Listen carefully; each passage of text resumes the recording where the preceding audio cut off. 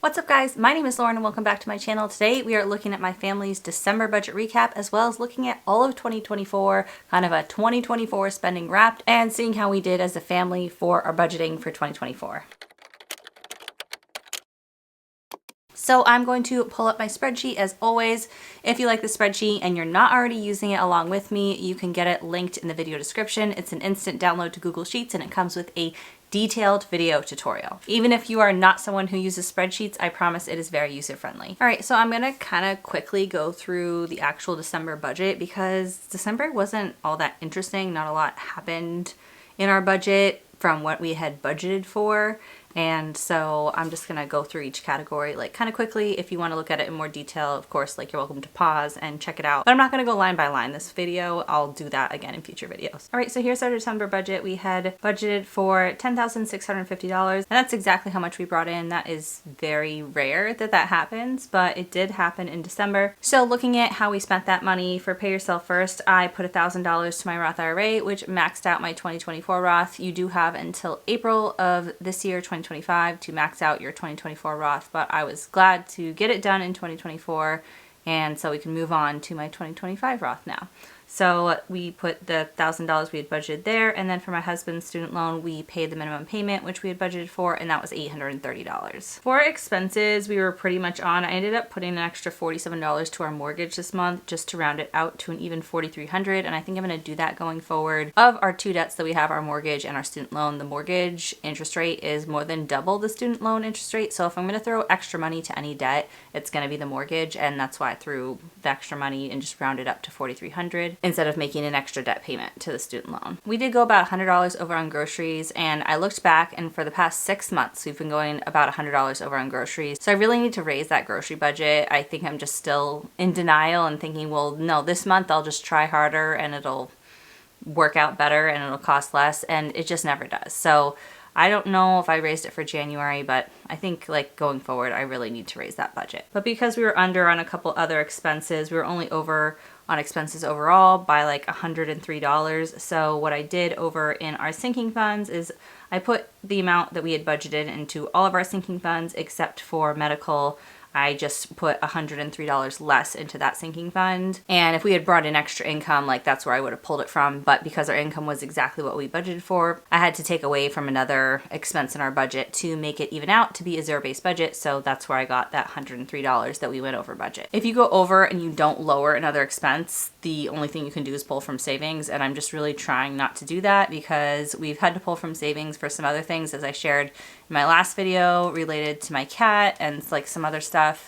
My husband needs some dental work. We have paternity leave coming up. So we're just trying not to pull from savings at all. In case you missed it, I am pregnant. I am 6 months pregnant now and I am due like mid to late April depending on how long they let me go. But yeah, we are like coming down to the final stretch for this last baby to arrive and complete our family. All right, let's take a look at our annual summary. Now this automatically populates based on your monthly budget. So if you did every month for the year, then you wouldn't have to manually calculate any of this. And that's one of the nice features of the spreadsheet is you can zoom out and see how you're doing overall for the year. So for income, we had budgeted $128,399 and we brought in $138,486. So we brought in an extra $10,000 on top of what we had budgeted for. This is net income, so this doesn't count like taxes and insurance and 401k contributions and stuff. This is just like what actually hits our bank account. Taking a look at Pay Yourself First, we had budgeted $64.14 for my Roth IRA and we're actually able to put in $7,000. $7,000 was my goal to max out my 2024 Roth. And at the beginning of the year, we were working on maxing out my husband's 2023 Roth, which had a $6,500 limit instead of the $7,000 limit. So we had budgeted $3,208, but we were able to get to that $6,500 to max out his Roth IRA for 2023. We haven't started his 2024 Roth. I don't know if that's going to happen. It might not, but that's a 2025 thing to worry about. So overall what happened here is basically when we budgeted for the month and we had extra income come in beyond what we had budgeted for, I tried my best to put it towards this investing pay yourself first category and not get spent on expenses, and that's why this is higher than we had budgeted for. For my husband's student loan, we were exactly on. We just paid the minimum payment all year long, which brought us to just under $10,000 for the year. It contributed to his student loan. Okay, for expenses, we were pretty close on. I'm just gonna look at this difference category. That $47 I just talked about. Other months we just paid our minimum mortgage payment. You know, everything else was like very close. Groceries and takeout, this is what I'm talking about, like the last 6 months or so, we've been going over by about $100, which is why you're seeing like an extra $771 that goes to groceries. I mean, this adds up. When you go over $100 every month for 6-7 months in a row, 8 months in a row, that's what happens. You get over $700 for the year over on groceries, and that $700 could have gone to something else. So we eat at home. I cook almost every single night. We don't have a lot of food waste. We have a family of 4. My daughters are very hungry. I don't really know what quite else to do.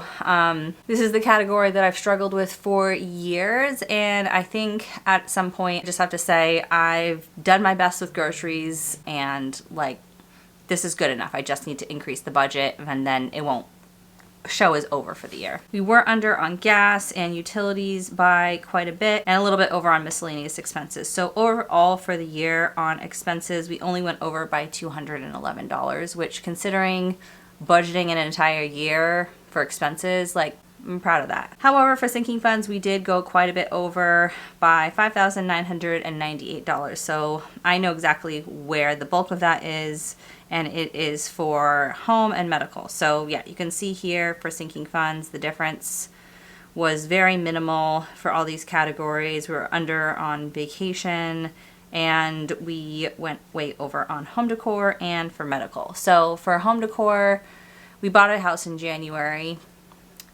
A lot of our furniture that we had from our previous place didn't work or was so trashed, we just got rid of it when we moved. We moved to an apartment for a period of time, and then we moved to the house. So there was just a lot of expenses related to getting this house set up, like getting curtains and getting the right couch that fit the space, getting a kitchen table and chairs. And there's a lot of places that still need to be furnished properly, still need to be painted, lots of like shelves that aren't fully decorated. So I feel like I've been pacing myself pretty well.